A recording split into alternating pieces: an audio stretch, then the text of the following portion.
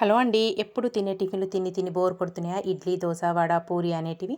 అలా కాకుండా ఒక్కసారి అటుకులతోని ఊతప్పం ట్రై చేయండి. చాలా టేస్టీగా ఉంటుంది. చాలా క్విక్‌గా కూడా అయిపోతుంది.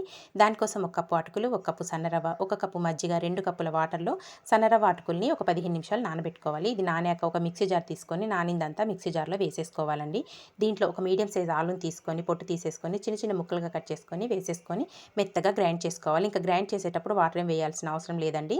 ఇదంతా గ్రైండ్ చేసుకున్నదంతా ఒక బౌల్‌లోకి వేసుకొని దీంట్లో సన్నగా తురుముకున్న క్యారెట్, సన్నగా కట్ చేసుకున్న ఉల్లిపాయ ముక్కలు, కొత్తిమీర, పచ్చిమిర్చి, అల్లము, కరివేపాకు, ఒక టేబుల్ స్పూన్ జీలకర్ర, రుచికి సరిపడినంత సాల్ట్, ఒక పావు టీ స్పూన్ వంట సోడా వేసుకొని ఇదంతా బాగా పిండిలో కలిసే విధంగా బాగా మిక్స్ చేసేసుకోవాలి. ఇది పక్కన పెట్టేసి ఇప్పుడు స్టవ్ పైన ఒక పాన్ పెట్టుకొని ఆయిల్ వేసుకొని కొద్దిగా కరివేపాకు, కొంచెం ఆవాలు, జీలకర్ర వేసుకొని ఈ పోపుని మనం కలిపి పెట్టుకున్న పిండిలో వేసేసుకొని కలుపుకోవాలి.